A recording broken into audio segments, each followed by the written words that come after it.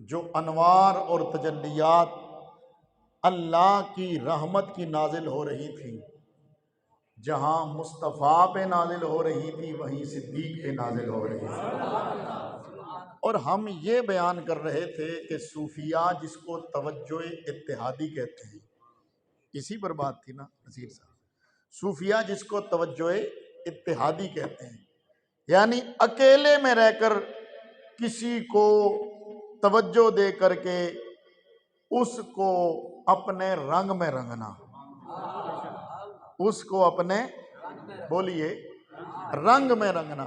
مرکزی میرا عنوان پورے یہ جو 3 جمعے چلے آ رہے ہیں ان میں یہی ہے، ضمناً کچھ باقی باتیں بھی عرض کر کے پھر آخر میں ہم اسی پہ آئیں گے۔ اپنے رنگ میں رنگنا، تو قرآن مجید سے میں نے ایک مثال پیش کی تھی کہ اصحاب کہف کا کتا غار پر بیٹھ گیا تھا، غار کے منہ پہ بیٹھ گیا تھا، تو اللہ تعالیٰ نے ذکر میں بھی اس کو جدا نہیں کیا، اسے جدا اونچا بولیے نہیں کیا۔ اور جو پروٹوکول غار کے اندر لیٹے ہوئے ولیوں کا تھا، جو پروٹوکول، جو عزت، جو مقام، جو تکریم، یعنی انہیں فرشتے آ کر کے کروٹیں بدلتے تھے، تو وہ ان ولیوں کی وجہ سے، چونکہ ولیوں سے تعلق ہو گیا تھا نا، ولیوں سے تعلق ہو گیا تھا۔ ایک جملہ کہوں میں، تعلق ولیوں سے ہو جائے کتے کا، تعلق ولیوں سے ہو جائے کتے کا، تو رب یہ نہیں دیکھتا کہ یہ کون ہے۔ توجہ فرمائیے، اور میری ایک ایک بات کو ذرا غور کیجئے اور اپنے دل میں اتار کر کے، وہ جس کو کہتے ہیں نا کہ بالکل ہمتن گوش ہو جائیے اور کھب کے سنیے اور دل میں اتاریے، کیا کہہ رہا ہوں میں۔ کتا جب تعلق ولیوں کے ساتھ جوڑ لے، رب یہ نہیں دیکھتا کہ یہ کون ہے، رب یہ دیکھتا ہے جڑا کس سے ہے، رب یہ دیکھتا ہے جڑا کس سے ہے۔ اور پھر دنیا نے دیکھا کہ آج بھی اس کتے کے نام میں اتنا اثر ہے۔ اس کتے کا نام ہے قطمیر۔ کیا نام ہے؟ بولو اونچا بولو، قطمیر۔ اور یہ مفسرین نے لکھا کہ اگر کسی کا جانور بیمار ہو جائے، اس کے گلے میں لفظ قطمیر یعنی اصحاب کہف کے کتے کا نام لکھ کر گلے میں ڈالو، وہ ٹھیک ہو جائے گا۔ سمجھ رہے ہیں میری بات؟ کسی کا کتا ہلکا ہو جائے تو یہ قطمیر لکھ کر کے اس کے گلے میں ڈالو، وہ ٹھیک ہو جائے گا۔ اور میں ایک اور، اگر اس کو آپ مانیں تو آپ کی مرضی، نہ مانیں تو میرا زور کوئی نہیں، لیکن میں نے کئی بزرگوں کو دیکھا ہے کہ وہ اصحاب کہف کا ختم دیتے ہیں، اصحاب کہف کے نام کا ختم دلواتے ہیں، کوئی بڑی مشکل ہو تو وہ جب کھانا پکاتے ہیں نا، تقسیم کرتے ہیں، تو جہاں بندے ساتھ بیٹھ کے کھاتے ہیں وہاں وہ ایک کتے کو بھی وہ کھانا ڈالتے ہیں۔ اب آپ کہیں گے دلیل کیا ہے؟ میں نے کہا دلیل ہو نہ ہو، لوگ اس پہ عمل کر رہے ہیں، ان کے کام ہو رہے ہیں، اس کا مطلب یہ ہے کہ اس میں کچھ اثر ہوتا ہے۔ وہ میں نے پہلے کہا جو نہیں مانتا بے شک نہ مانے، لیکن محبت کی بات ہے اسی یاد میں۔ لیکن یہ جو میں نے کہا نا کہ لفظ قطمیر، اس کے نام میں برکت ہے، یہ تو مفسرین نے لکھا ہے، برکتیں آتی۔ اب سوال یہ ہے کہ اس میں برکتیں کیوں آئیں؟ خود اس کا کوئی کمال نہیں، ولیوں کی معیت کا کمال ہے۔ سبحان اللہ کہیے نا، ولیوں کی معیت کا، ان کی سنگت کا یہ کمال ہے کہ اس میں بھی، اس کے نام میں بھی رب نے برکت رکھی ہے۔ تو بس مجھے کہنے دو اگر ولیوں کے ساتھ کتا لگ جائے تو وہ اتنے پروٹوکول والا ہو جاتا ہے، تو جناب صدیق اکبر آج کس کے ساتھ ہیں؟ یعنی ہجرت کرتے ہوئے۔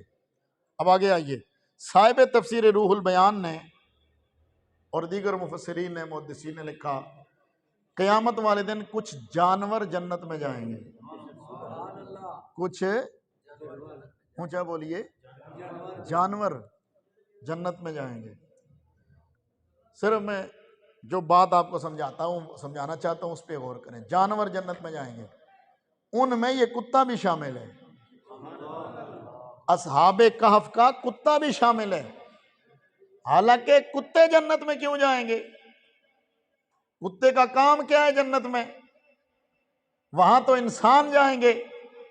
اب میں بڑا عرصہ سوچتا رہا کہ یہ کیسے ہو سکتا ہے کہ کتا جنت میں جائے، تو سیدی اعلیٰ حضرت عظیم البرکت مجدد دین و ملت کا جب میں نے ملفوظات شریف پڑھے، اس میں آپ نے لکھا، یہ صاحب مرکات لکھتے ہیں کہ کتا جنت میں جائے گا، لیکن کتا ہو کر نہیں جائے گا۔ ہائے ہائے ہائے ہائے ہائے ہائے، یہ کتا کتے کی صورت میں ہی نہیں جائے گا۔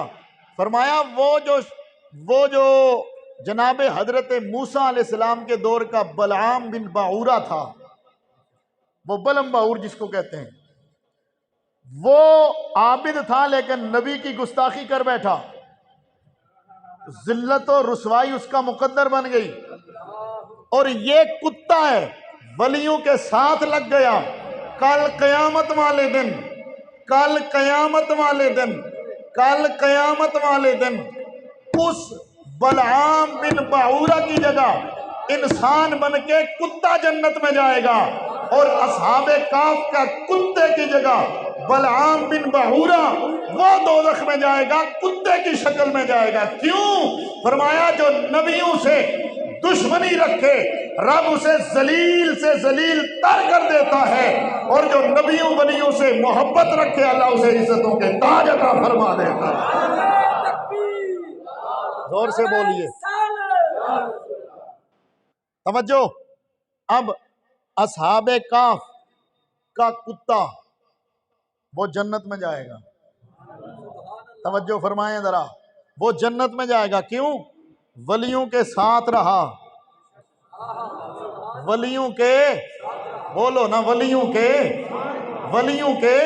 ساتھ رہا، وہ جنت میں جائے گا۔ خود سوچو، اگر کتا ولیوں کے ساتھ رہے، وہ غار کے اندر چلے جائیں، یہ باہر رہے، قیامت والے دن وہ جنت میں جائے جو صدیق و عمر آج بھی مصطفیٰ کے پہلو میں لیٹے ہوئے ہیں، وہ کہاں جائیں گے؟ کیا کہتے ہیں سیدی اعلیٰ حضرت؟ محبوب رب العرش ہیں اس سبز قبہ میں، محبوب رب العرش ہیں اس سبز قبہ میں، پہلو میں جلوہ گاہ عتیق و عمر کی ہے، ہائے پہلو میں جلوہ گاہ عتیق و عمر کی ہے۔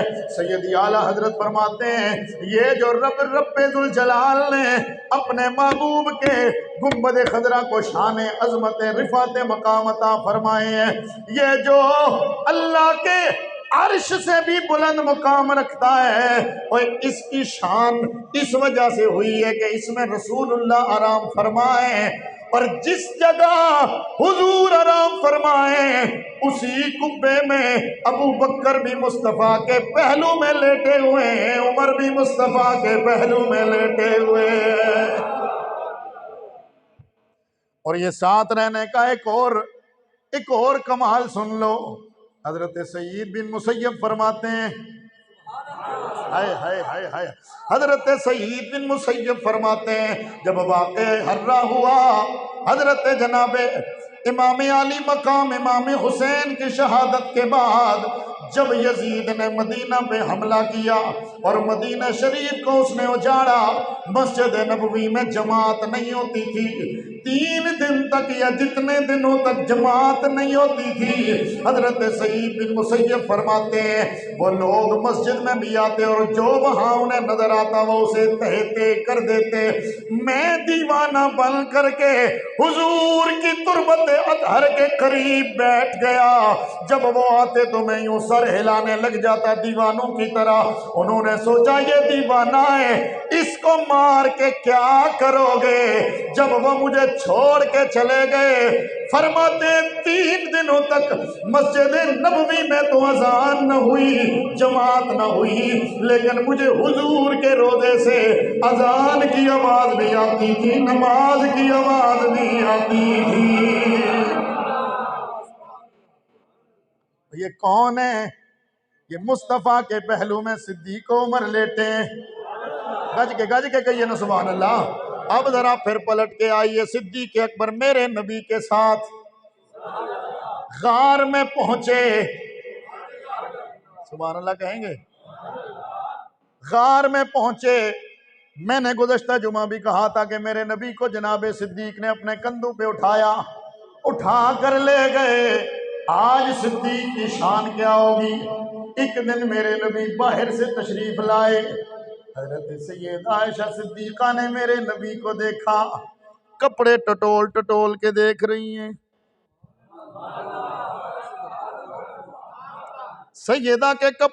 سیدہ عائشہ میرے نبی کے کپڑے ٹٹول کے دیکھ رہی ہیں۔ میرے نبی نے فرمایا عائشہ کیا دیکھ رہی ہو؟ عرض کیا یا نبی اللہ بارش ہو رہی ہے، بارش ہو رہی ہے، آپ بارش میں چلتے چلتے آ رہے ہیں، لیکن یا رسول اللہ آپ کے کپڑے بھیگے نہیں، آپ کے کپڑے گیلے نہیں ہوئے، یہ وجہ کیا ہے؟ میرے نبی نے فرمایا عائشہ تیرے سر پہ چادر کس کی ہے؟ یا رسول اللہ یہ چادر آپ کی ہے۔ میرے نبی نے فرمایا عائشہ یہ بارش عام بارش نہیں ہو رہی ہے، کیونکہ تیرے سر پہ چادر میری ہے، تیرے سر پہ چادر میری ہے، یہ اس چادر کی برکت ہے، تجھے یہ انوار جو رب کی طرف سے مجھ پہ نازل ہو رہے ہیں آج وہ تجھے نظر آ گئے ہیں، ویسے یہ کسی کو نظر نہیں آتے، یہ برکت میری چادر کی ہے۔ بس جملہ میرا سن لے، اگر چادر مصطفیٰ عائشہ کے سر پہ آئے اس کی نظر کا یہ کمال ہو جاتا ہے، تو جس صدیق پہ خود میرے نبی بیٹھے ہوں ان پہ پھر کتنا فیض آیا ہوگا۔ غار میں پہنچے،